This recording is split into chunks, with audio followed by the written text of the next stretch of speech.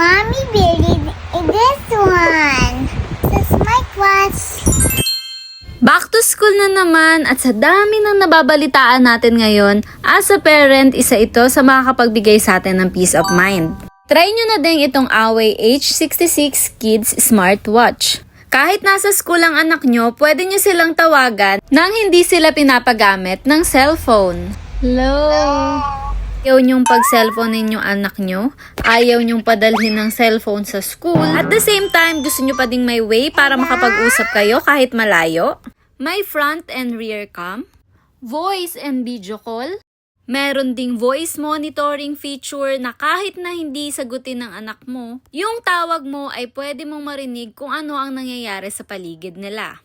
Meron ding SOS button na pipindutin niya lang at matatawagan niya na yung mga nakaregister na SOS contacts niya.